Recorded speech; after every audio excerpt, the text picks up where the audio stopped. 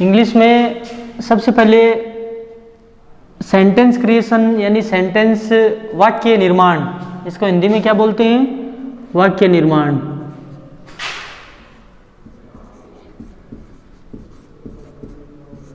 जब तक अपन वाक्य निर्माण नहीं सीखेंगे तब तक इंग्लिश में क्या है, अपन आगे नहीं बढ़ सकते।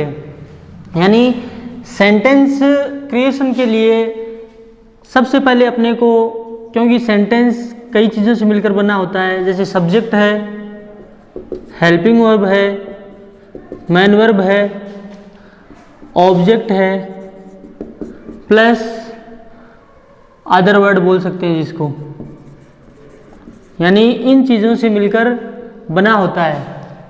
यानी ये अदर वर्ड के अंदर आर्टिकल भी आ सकता है, प्रीपोजिशन भी आ सकता है, डिटरमिनर्स भी आ सकता है, या कोई कनेक्टिव वर्ड भी आ सकता है, जैसे both and, neither NOR, either और। यानी इन सभी चीज़ों से मिलकर सेंटेंस का ये निर्माण होता है। तो आज अपन बात करते हैं, एक होती है इंग्लिश में फाइनाइट वर्ब, एक तो होती है फाइनाइट वर्ब और एक होती है infinite verb.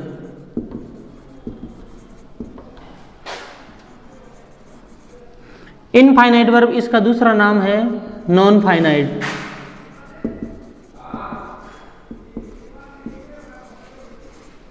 Non finite verb भी कहते हैं इसको। तो ये वर्ब क्या होती है, यानी सेंटेंस क्रिएशन में इन दोनों ही वर्ब्स का बहुत इंपॉर्टेंट रोल होता है। यानी इन दोनों को अगर अपन सीख गए, आप लोग अगर सीख गए तो सेंटेंस क्रिएशन में कोई मतलब किसी भी प्रकार की समस्या का सामना नहीं करना पड़ेगा आपको। अभी फाइनाइट वर्ब क्या होती है और इनफाइनाइट वर्ब क्या होती है, मैं इनके बारे में डिस्कस करता हूँ। अब जैसे अपन पहले बात करते हैं, क्योंकि आजकल इंग्लिश के अंदर हर चीज़ के अंदर इन दोनों ही चीज़ों का यूज होता है, और बच्चे क्या होते हैं, स्टूडेंट्स, मतलब क्लास में ये चीज़ बताई नहीं जाती है बच्चों को। अब होता क्या है इसमें, फाइनाइट वर्ब और इनफाइनाइट जो वर्ब होती है वो सेंटेंस क्रिएशन में बहुत इंपॉर्टेंट रोल अदा करती है। ये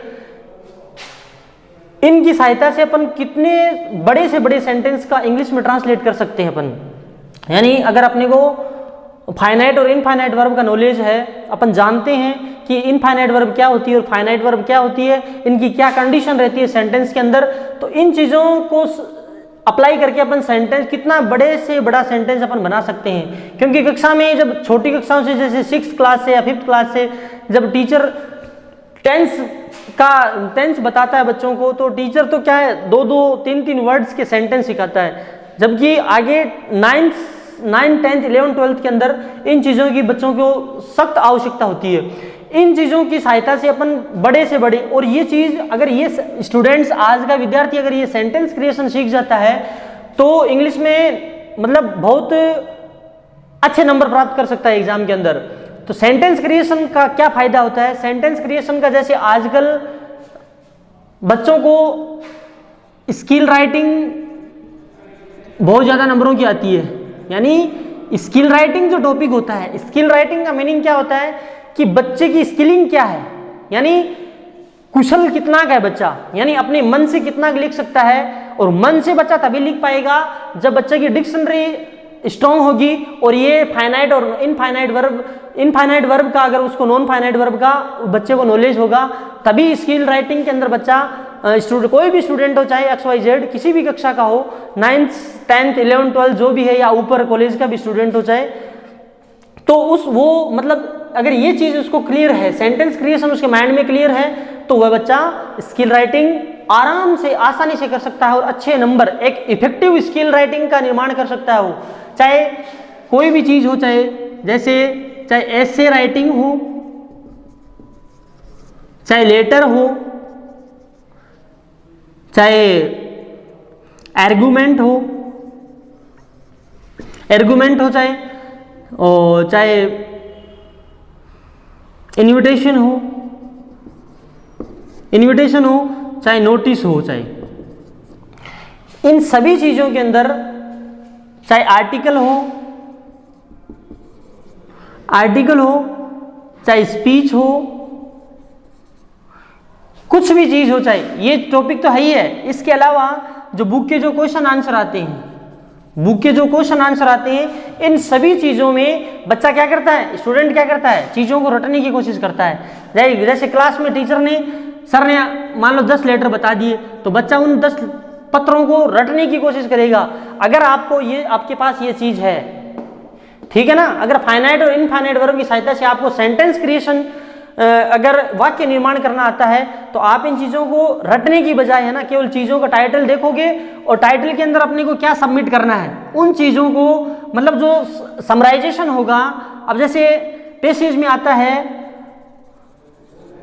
समरी और नोट मेकिंग, इन सभी चीजों के अंदर ये सेंटेंस क्रिएशन काम आती है। और ये सभी चीजें किस में आती है, स्किल राइटिंग के अंदर आती है। बच्चे सेंटेंस क्रिएशन का पूर्ण रूप से नॉलेज होता नहीं है, और बच्चे क्या करते हैं, इन चीजों को रटने की कोशिश करते हैं। और यही चीजें क्या होती है, ये चीजें 9 से लेकर 12 तक लगभग 40 से 45 नंबर की आती है। 80 नंबर का जो पेपर होता है उसमें 40 से 45 नंबर की ये चीजें आती है, और इन चीजों में इस चीज का बहुत इंपॉर्टेंट रोल होता है। अब मैं बात करता हूं, अब होता क्या है ये देखते हैं अपन।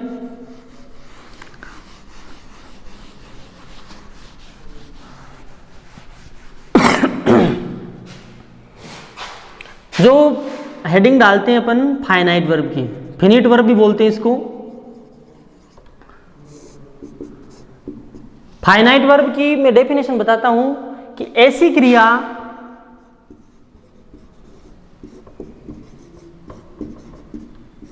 क्रिया जो वाक्य के टेंस तथा सब्जेक्ट, टेंस को हिंदी में काल कहते हैं और सब्जेक्ट को हिंदी में क्या कहते हैं, कर्ता, के अनुसार, ऐसी क्रिया जो वाक्य के टेंस तथा सब्जेक्ट के अनुसार अपना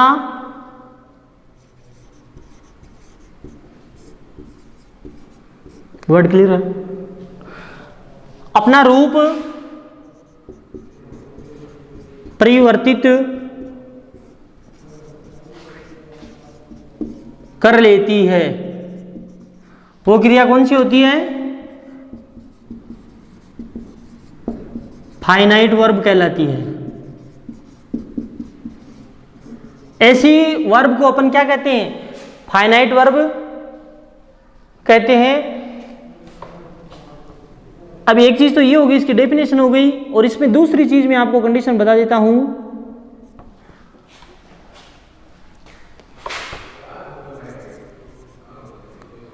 इसका वाक्य में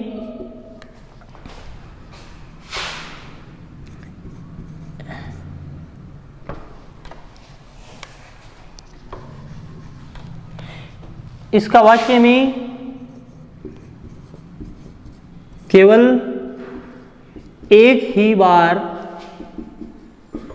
प्रयोग होता है।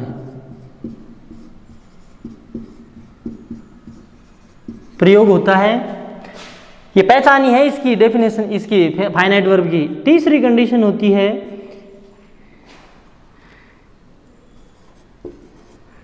यह क्रिया वाक्य में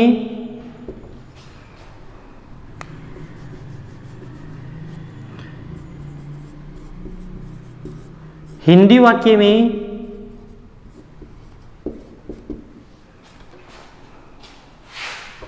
हमेशा पहचान के साथ में प्रयुक्त होती है।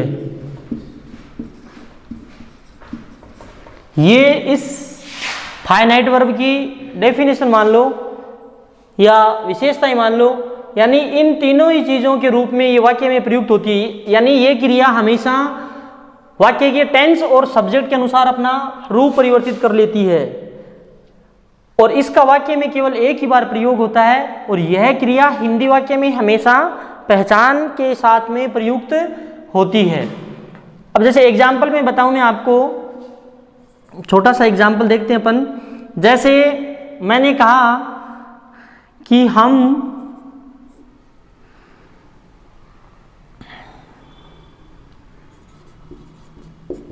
यहां,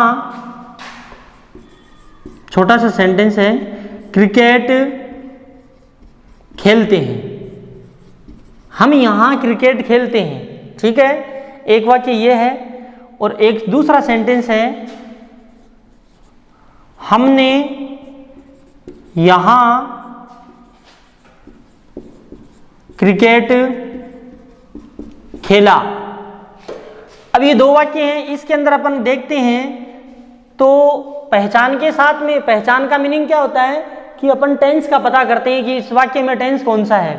तो ये देखो ता है, ती आ रहा है, यहां इसमें खेला ये आ रहा है, तो इन दोनों ही चीजों को देखकर अपन टेंस का पता करते हैं, टेंस फाइंड आउट करते हैं वाक्य में कि कौन सा टेंस यूज होगा इसमें। अब ये प्रेजेंट का है और ये पास्ट का है। तो अब देखो हम यहां क्रिकेट खेलते हैं, तो क्या इसका क्या हो जाएगा, वी प्ले क्रिकेट हेयर। और यहां ये प्रेजेंट सिंपल का है, इसलिए सब्जेक्ट प्लूरल है, प्लूरल सब्जेक्ट के साथ में हमेशा V1 का प्रयोग होता है, इसलिए मैंने V1 प्ले यूज किया है। अगर यहां ये होता मैं यहां क्रिकेट खेलता हूं या वह यहां क्रिकेट खेलता है, तो ही प्लेज आ जाता है यहां। यानी एक वचन कर्ता के साथ में एक वचन क्रिया हमेशा वर्ब में सेंटेंस में यूज होती है। अब सेकेंड सेंटेंस है, हमने यहां क्रिकेट खेला, तो यहां इसका टेंस चेंज हो गया, वी प्लेड क्रिकेट हेयर। अब देखो यहां टेंस चेंज करते ही प्ले से क्या हो गई, प्लेड हो गई, ये V1 है यहां, और ये कौन सी वर्ब हो गई, V2 हो गई। यानी तो ये जो क्रिया है, इस क्रिया को अपन क्या कहते हैं, फाइनाइट वर्ब कहते हैं।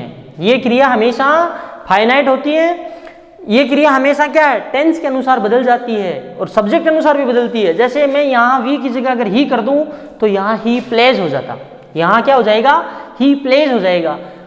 अब जैसे ये तो सिंगल केवल एक ही वर्ब का सेंटेंस था। जैसे एक बड़ा वाक्य डालता हूं मैं कि हम, या लिख देता हूं, विद्यार्थी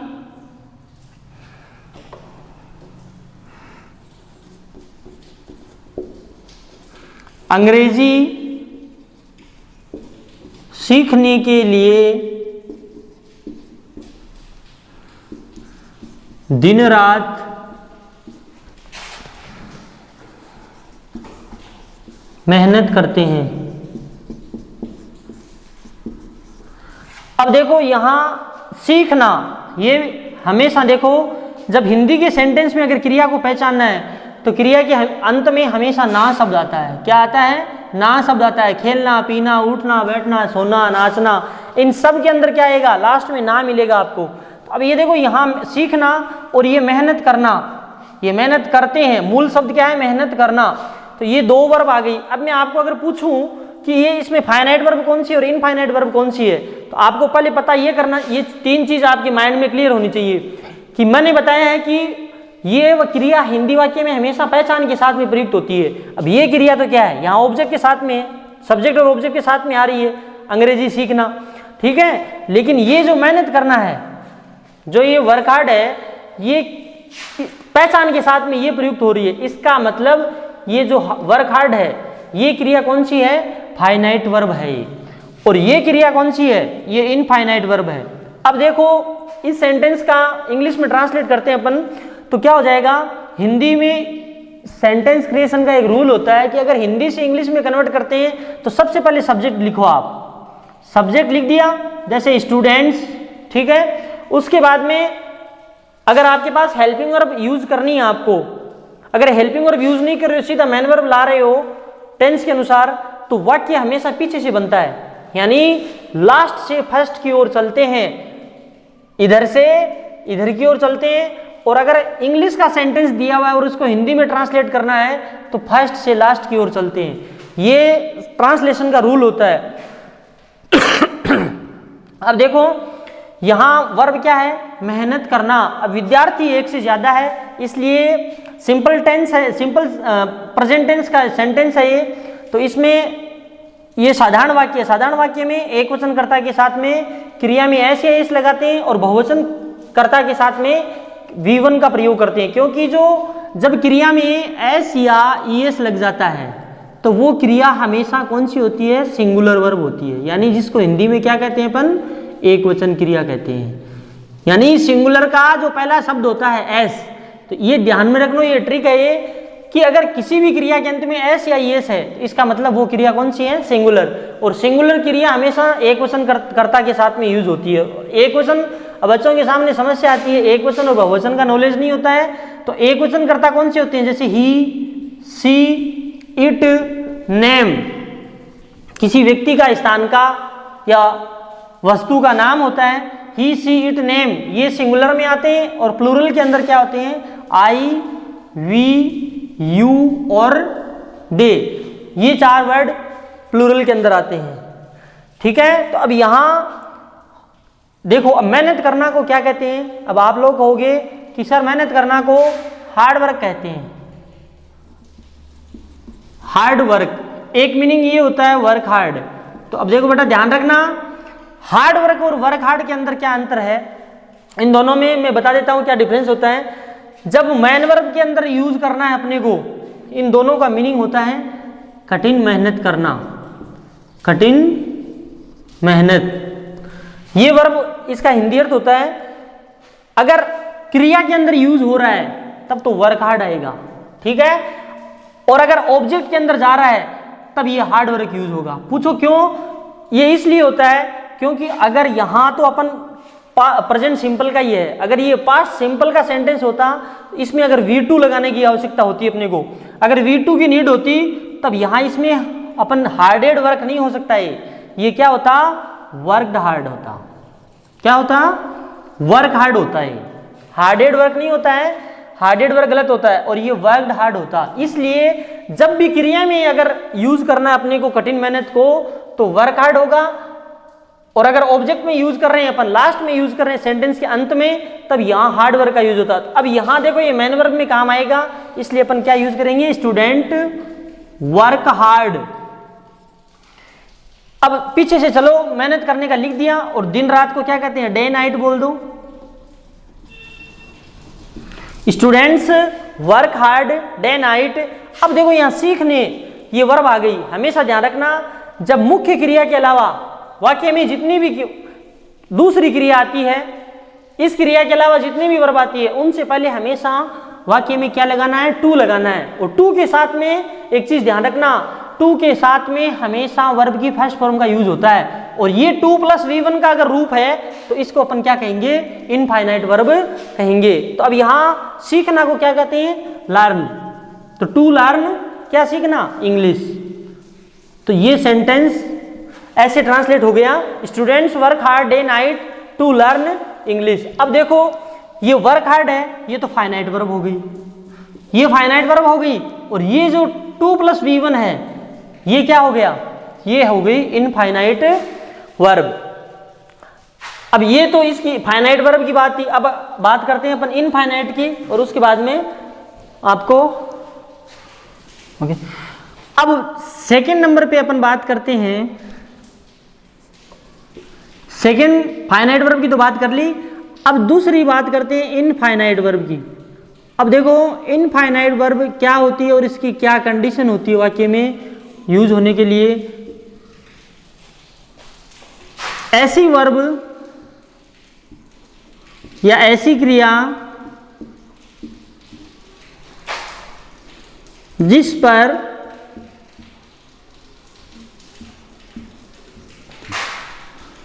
पर टेंस, जिसको हिंदी में काल कहते हैं, काल तथा सब्जेक्ट जिसको अपन हिंदी में बोलते हैं कर्ता, यानी ऐसी क्रिया जिस पर टेंस तथा सब्जेक्ट का कोई इफेक्ट नहीं हो, यानी कोई प्रभाव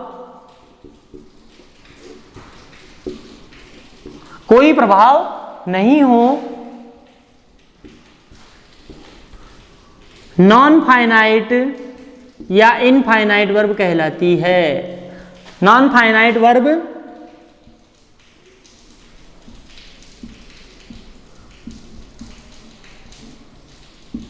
कहलाती है, यानी ऐसी इनफाइनाइट वर्ब ऐसी क्रिया जिस पर टेंस यानी वाक्य के टेंस और सब्जेक्ट का कोई प्रभाव नहीं हो, नॉन फाइनाइट वर्ब कहलाती है।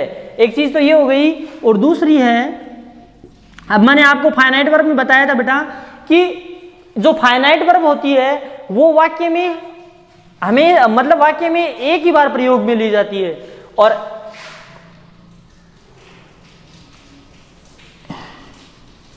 यह क्रिया वाक्य में एक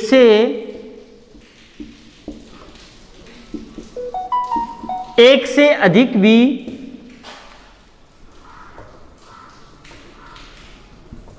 प्रयुक्त हो सकती है, यानी ये इनफाइनाइट वर्ब की मेन विशेषता होती है। ठीक है। और तीसरी कंडीशन है, यह क्रिया वाक्य में हमेशा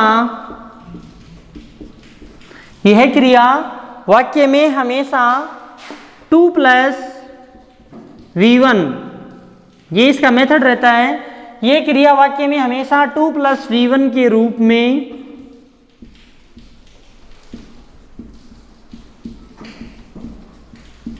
प्रयुक्त होती है, यानी ये तीन कंडीशन इसकी भी 3 कंडीशन ही है। यानी इनफाइनाइट वर्ब क्या होती है? ऐसी क्रिया जिस पर टेंस तथा सब्जेक्ट का कोई प्रभाव नहीं हो, नॉन फाइनाइट वर्ब या इनफाइनाइट वर्ब कहलाती है। यहां मैंने नॉन लिख दिया है, कंफ्यूज मत होना, यानी इसका दूसरा नाम नॉन फाइनाइट वर्ब भी होता है। ठीक है, दोनों ही है। यह क्रिया वाक्य में एक से अधिक भी प्रयुक्त हो सकती है, यानी एक से ज्यादा बार भी आ सकती है। और यह जबकि फाइनाइट वर्ब थी ना, वो केवल एक ही बार आ सकती थी, और वो क्रिया उस पर टेंस और सब्जेक्ट का प्रभाव भी पड़ता था, यानी बदल जाती थी। यह क्रिया वाक्य में हमेशा 2 + V1 के रूप में प्रयुक्त होती है, यानी ये इसका सेंटेंस स्ट्रक्चर रहता है वाक्य के अंदर। जैसे यहां मैंने सेंटेंस डाला, एक छोटा सा सेंटेंस बताता हूं पहले कि खिलाड़ी जीतने के लिए खेलते हैं, जीतने के लिए खेलते हैं। एक दूसरा सेंटेंस है, खिलाड़ी जीतने के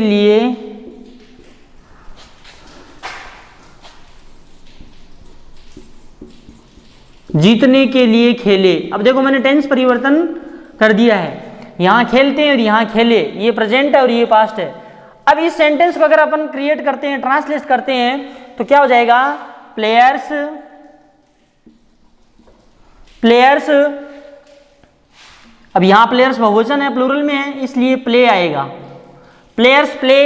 अब देखो ये जीतना, ये खेलना, ये 2 वर्ब है, तो पहचान के साथ में ये क्रिया, इसका मतलब ये तो फाइनाइट वर्ब है, और ये क्या है? इनफाइनाइट वर्ब है। यानी इस क्रिया के अलावा जितनी भी क्रियाएं आती है वो सब की सब इनफाइनाइट वर्ब होती है। ये भी इनफाइनाइट वर्ब है, ये भी इनफाइनाइट वर्ब है, और ये क्या है? खेले, फाइनाइट वर्ब है। तो अब इस क्रिया को मैंने आपको बताया कि 2 + V1 के रूप में लिखते हैं, तो ये क्या हो जाएगा? Players play to win. इसका ये सेंटेंस हुआ, और इसका क्या होगा? इसका प्लेयर्स, अब यहां ये खेले पास्ट टेंस है, इसका मतलब V2 आएगी, सिंपल पास्ट का सिंपल सेंटेंस है, तो प्लेयर्स प्लेड टू विन। अब देखो अंतर, देखो यहीं से समझ में आ गया होगा आपको। यहां तो मैंने प्ले किया है, यहां प्लेड किया है। तो मैंने आपको फाइनाइट वर्ब में लिखाया था कि फाइनाइट वर्ब पर टेंस और सब्जेक्ट के अनुसार वो अपना रूप बदल लेती है। तो यहां देखो, यहां मैंने प्रेजेंट सिंपल टेंस यूज किया है, इसका मतलब प्ले आया है, और यहां सिंपल पास्ट यूज कर दिया तो प्ले से क्या हो गया, प्लेड हो गया। इसका मतलब ये बदल गई, इस पर प्रभाव पड़ गया। और ये क्रिया वाक्य में क्या है, एक ही बार यूज होती है। ये क्रिया हमेशा वाक्य में एक ही बार आती है और हमेशा पहचान के साथ में होती है। ये फाइनाइट वर्ब की कंडीशन है। तो पहचान के साथ में खेलते हैं, ता है, ती है, इसी से अपने को पता लगा कि इसमें कौन सा टेंस है। अब बात करते हैं इनफाइनाइट। अब देखो ये दोनों वर्ब क्या है, इनफाइनाइट है। अब देखो मैंने इसमें प्रेजेंट सिंपल में भी, प्रेजेंट सिंपल टेंस में भी टू विन थी, यानी 2 + V1 के रूप में थी। और यहां पास सिंपल में भी क्या है, यही वर्ब, सेम की सेम वही वर्ब 2 + V1 के रूप में, यानी इस पर टेंस और सब्जेक्ट का कोई प्रभाव नहीं पड़ा। यही चीज मैं सिखाना चाह रहा हूं आपको कि ये जो क्रिया होती है इनफाइनाइट वर्ब, इस पर किसी का भी कोई प्रभाव नहीं पड़ता है, यानी ये वाक्य की प्रकृति का कोई इफेक्ट नहीं पड़ता है। ये क्रिया हमेशा 2 + V1 के रूप में होती है। अब देखो इससे अपन बड़े सेंटेंस देखते हैं। ये सेंटेंस तो आपने अभी तक सीख भी लिए होंगे। अब देखो अपन प्रैक्टिस करते हैं। ये तो इनकी मतलब बेसिक इंफॉर्मेशन थी कि नॉन फाइनाइट वर्ब क्या होती है, फाइनाइट वर्ब क्या होती है, वाक्य में क्या कंडीशन होती है। अब सेंटेंस देखते हैं अपन कि एक से अधिक बार इनका उपयोग कैसे किया जाता है। जैसे हम अपने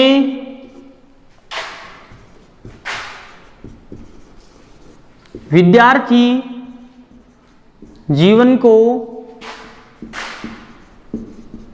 सफल बनाने तथा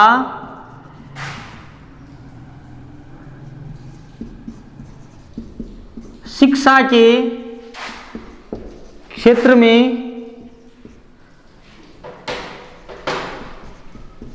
आगे बढ़ने के लिए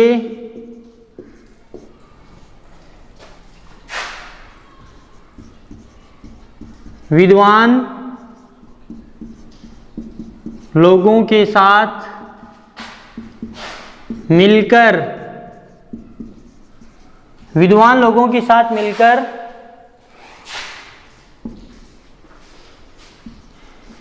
गंभीर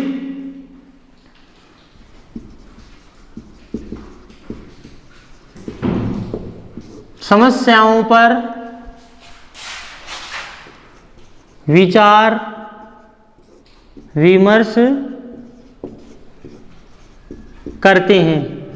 अब ये इतना बड़ा सेंटेंस है, इसको अपने को इंग्लिश में ट्रांसलेट करना है। तो अब देखो यहां पहले आप वर्ब देखो, वर्ब कितनी है। ये देखो विचार विमर्श करना, ये पहचान के साथ में, इसका मतलब ये कौन सी क्रिया है, फाइनाइट वर्ब है।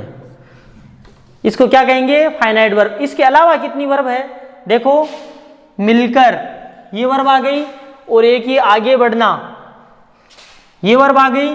एक है सफल बनाना, यानी इस क्रिया के अलावा वाक्य में 3 क्रिया और है।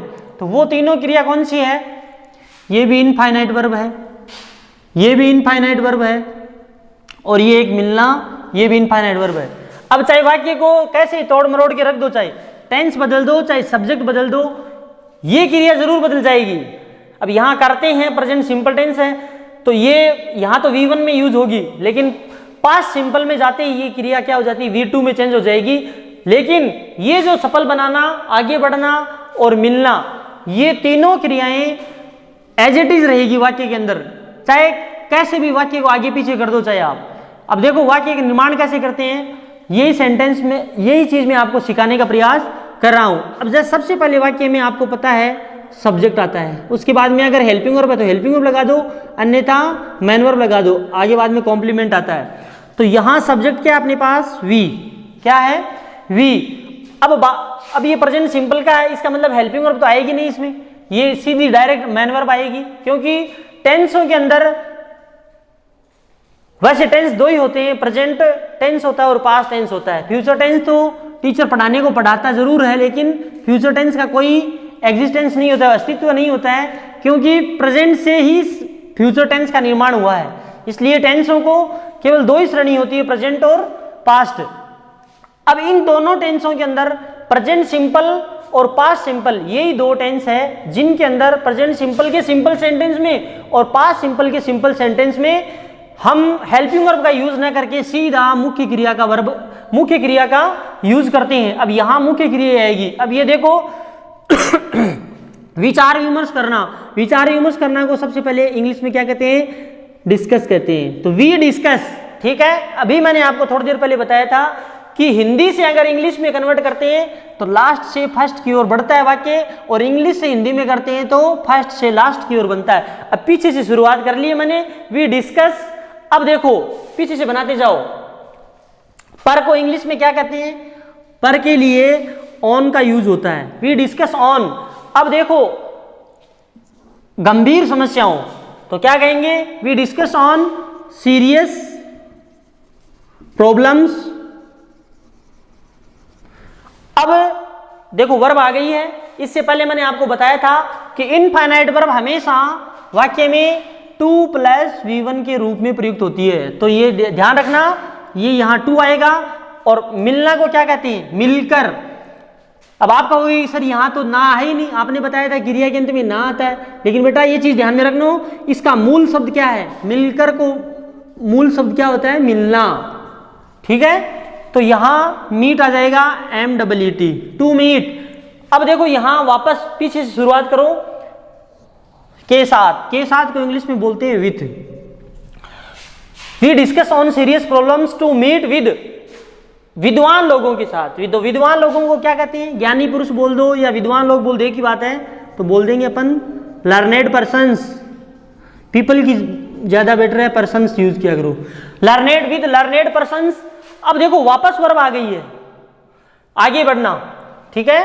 तो 2 लगाओ और V1 यूज करो। तो आगे बढ़ना को इंग्लिश में बोलते हैं मूव। क्या बोलते हैं? मूव। Persons to move. अब देखो मे को इंग्लिश में बोलते हैं इन, पर को बोलते हैं ऑन। शिक्षा के क्षेत्र में in the field of education, in the education field बोल दो या फील्ड ऑफ एजुकेशन बोल दो, एक ही बात है। In the field of education, ठीक है। अब देखो तथा, तो तथा को एंड बोलते हैं, ये कनेक्टिव है, दो सेंटेंस को जोड़ने का काम कर रहा है। एंड अब देखो वर्ब आ गई वापस,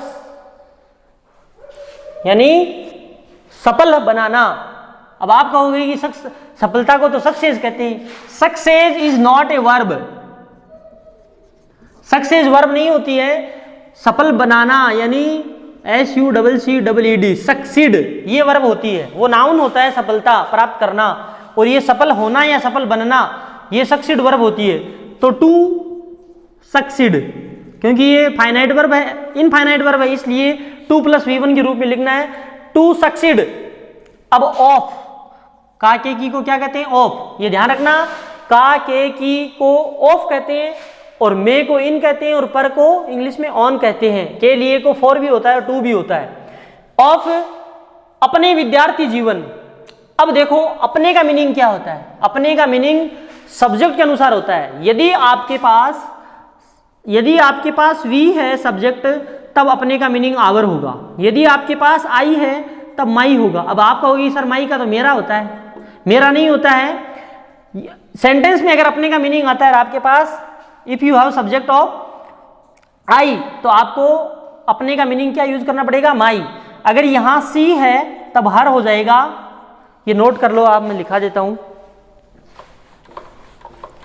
साइड में नोट डाउन कर लेना। यदि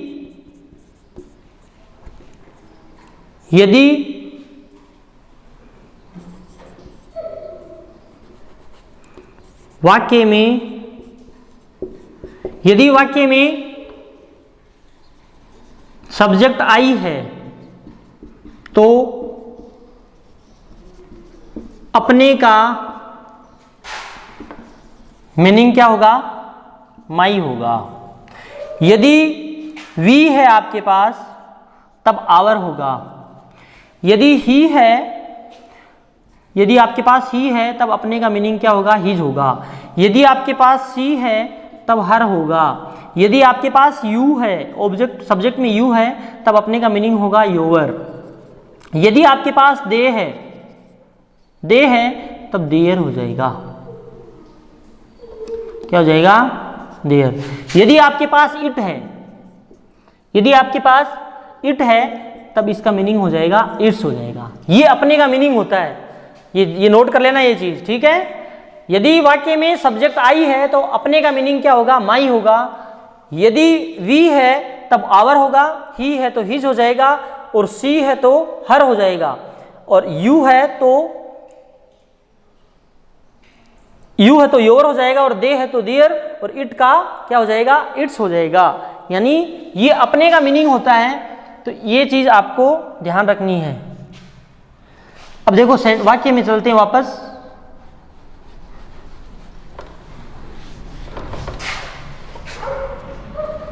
अब सक्सीड ऑफ, अब यहां वी है अपने पास, तब क्या हो जाएगा? आवर हो जाएगा। सक्सीड ऑफ आवर, अपने विद्यार्थी जीवन, तो our of our student life. ये देखो सेंटेंस बन गया। अब देखो हिंदी में तो 2.5 लाइन का सेंटेंस था और इसमें 1.5 लाइन में ही कंप्लीट हो गए। तो इंग्लिश में क्या होता है, हिंदी का वाक्य बड़ा होता है तो इंग्लिश में वाक्य की स्ट्रक्चर होती है ना, वो छोटी हो जाती है, संक्षिप्त हो जाती है। अब इस वाक्य में मैं आपको फिर से वापस एक्सप्लेन करके बता देता हूं कि सब्जेक्ट लगा दिया, फिर ये डिस्कस लगा दी, ये तो फाइनाइट वर्ब है। उसके बाद में ये देखो 2 प्लस मीट, यहां 2 प्लस V1 टू मूव, ये 2 सक्सीड हो गया। ये जो 1 नंबर, ये 3 नंबर और ये 2 नंबर, अब ये तीनों क्रियाएं क्या है? इनफाइनाइट वर्ब है, ये नॉन फाइनाइट वर्ब बोलते हैं जिसको, ये है। और ये डिस्कस अकेली क्या है? Finite verb. अब इसी सेंटेंस को अगर मैं ये बोल दूं कि हम अपने विद्यार्थी जीवन को सफल बनाने तथा शिक्षा के क्षेत्र में आगे बढ़ने के लिए विद्वान लोगों के साथ मिलकर गंभीर समस्याओं पर विचार विमर्श करेंगे, अगर मैं यहाँ करते हैं की जगह यहाँ करेंगे लगा दूं तो ये यहाँ डिस्कस कैंसिल आउट हो जाएगा यहाँ से, और यहाँ हो जाएगा वी विल लगा दो चाहे शैल लगा दो, एक ही बात है। We will discuss, we will discuss, फिर ये यहां से शुरू हो जाएगा वाक्य वापस, we will discuss on serious. अब ये देखो करेंगे करते ही टेंस फ्यूचर हो गया, तो इसका मतलब ये डिस्कस V1 की जगह शैल विल प्लस V1 का यूज कर दिया। अब ये तो बदल गई, लेकिन इन क्रियाओं पर कोई प्रभाव नहीं पड़ेगा। वाक्य आगे का जो सेंटेंस है वो एज इट इज रहेगा, ये वो सेंटेंस, ठीक है।